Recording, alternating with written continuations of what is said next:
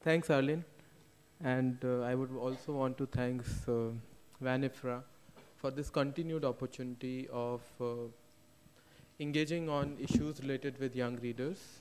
And I recall this was Chennai and then KL. And of course, we got an opportunity, a fantastic opportunity of a young reader special session which happened at San Francisco, where the awards were presented. And of course, we got to understand like the case which was presented a little earlier. So coming back,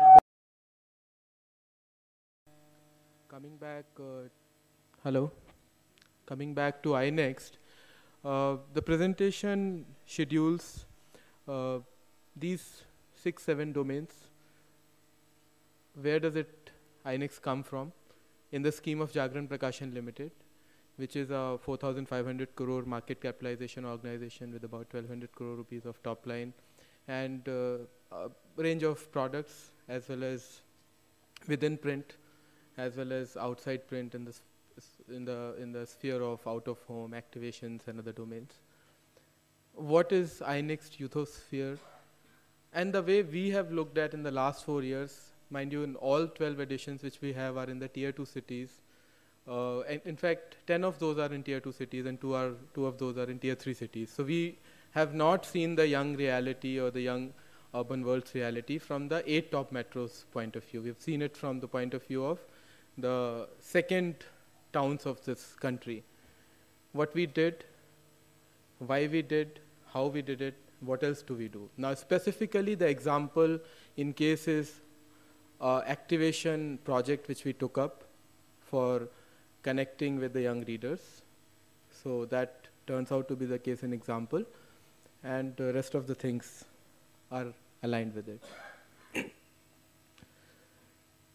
While Jagran was publishing for the last 45-50 years, like any of the other large publication titles in the country, this constant requirement, because it was the largest read daily in the country since 1995, and in fact since 2001 WAN started recognizing it as the world's largest read daily.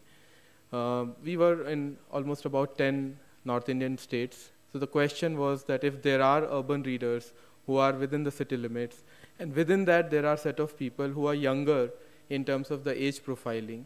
And we were having this long discussion of Hindu readers and Times of India readers while Samyak was making presentations, and then aging, and then certainly having a certain kind of a liking over the years.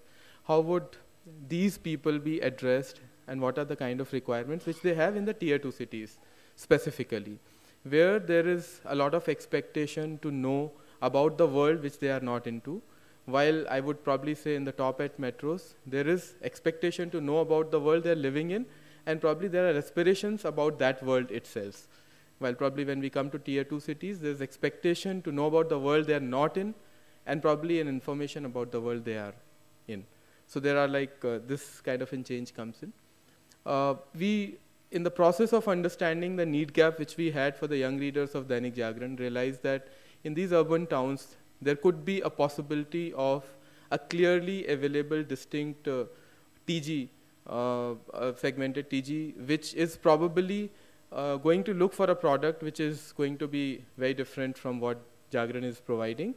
At the same point of in time, Jagran would think of a fantastic balance between the readers in rural as well as urban India, because that is where it caters to. Approximately 40% of its readership comes from the the defined rural towns, though of course many of those have also probably by the census definition become urban. With this, iNext came in existence in September 2006. The name iNext came in existence, and December 2006 we launched it from 2 cities, Kanpur and Lucknow. Currently iNext publishes, you can see the dots onto the map of India, and these are the towns where it publishes from. This is typically the look of iNext, the daily. And the name iNext also we kept keeping into the mind that one very strong insight which we had was that the urban reader currently, and specifically within that young readers, look forward to me as an individual and a connect with the society, then a very societal view about the society, and looking at a whole lot of issue in a very collective, holistic manner.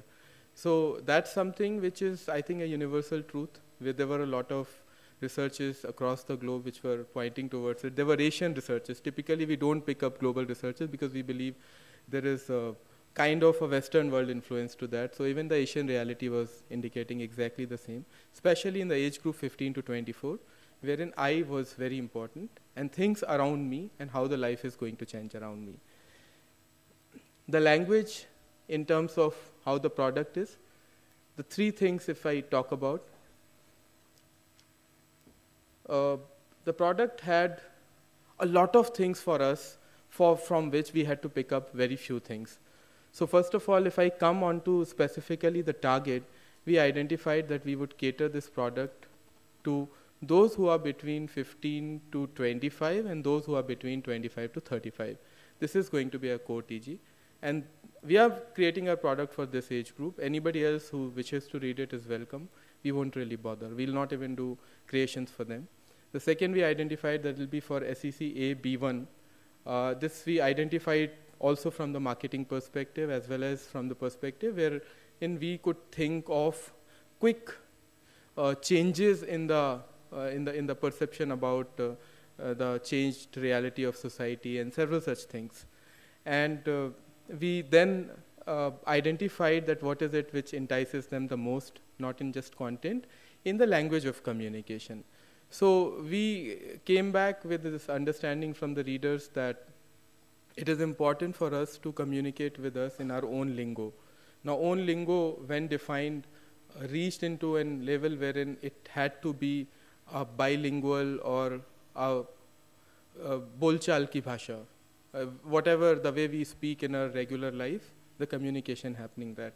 This is this theory of that a lot of newspapers, especially amongst the language press, shifted to the kind of lingo because between 70s to 90s, there were editors who were coming from literary background, and suddenly the agenda changed in the language press. That's a known fact with the kind of, the editors which were there with specifically, Indian Express Hindi newspaper, Times of India's Hindi newspaper, Hindustan Times Hindi newspaper. They were the literary editors, and they were obviously looking at the dimension, and probably the dimension changed. And in fact, if you notice, the very good example is that if you read the newspapers between 50s to 80s, the same newspapers from different organizations, if they were publishing, the language was Hindustani.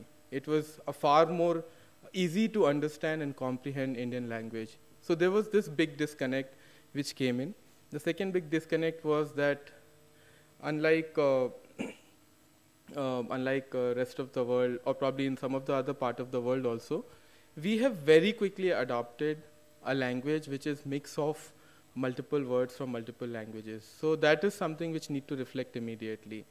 In fact, the changes which are happening, Samyak was talking about it, and I was thinking that whatever he says, every single word of him is how true, while I actually on day-to-day basis experience it as an editor for all these 12 places.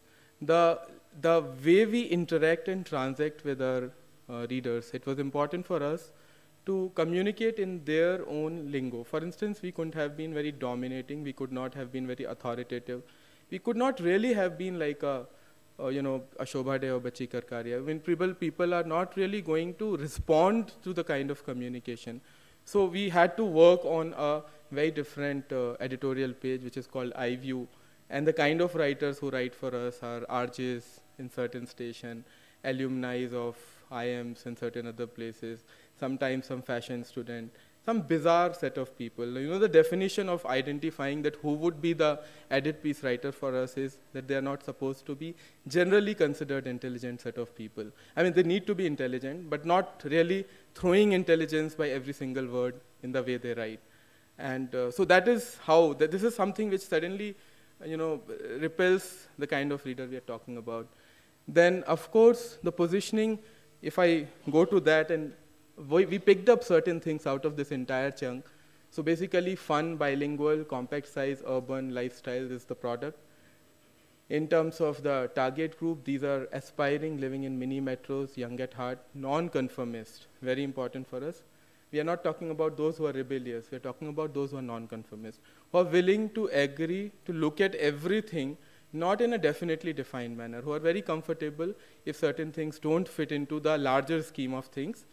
It does not really make them uncomfortable if things are not exactly as per societal norms. Then in terms of positioning of the product, basically those who are aspiring to become someone in life.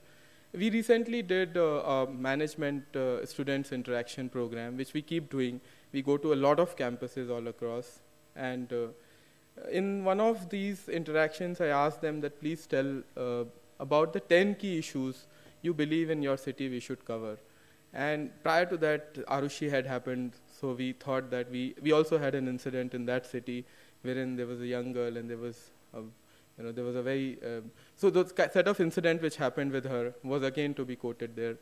So we noted that of those 250 students which were sitting in the auditorium, probably about 3 identified that incident which happened in the city, which was a big event which got covered on national media, on television, as well as, of course, all the print dailies. And when we asked them, they said, oh, I think you're referring to Arushi or something like that.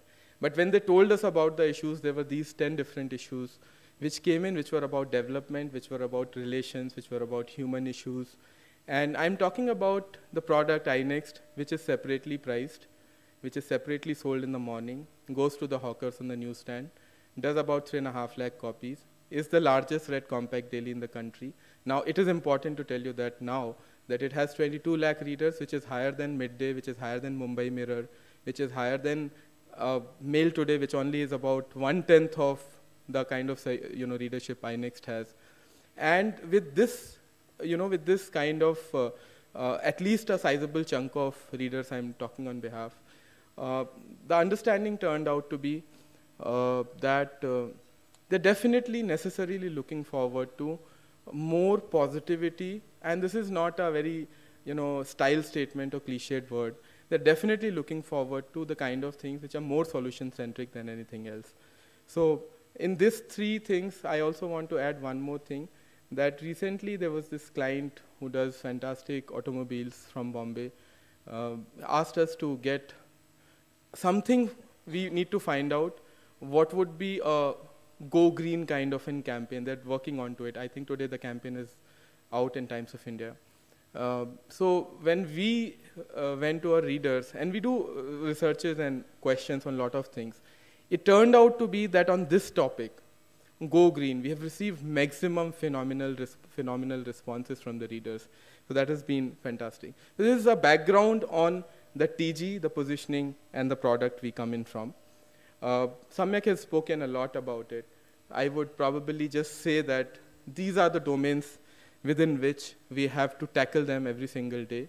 And who says that they do not read the key headlines, the front page headline? It's just that the copy needs to be written exactly like how they comprehend it. In fact, the interesting thing is even a 10-year-old, 9-year-old at home would comprehend a lot of things. But the level of comprehension and the level of words which they look forward to are very, very different. I mean, if you actually ask, so easy solution which he gave, it's a good thing to ask them to create it for you so that it gets created on the other side. Those who are receiving it are getting it at the same wavelength.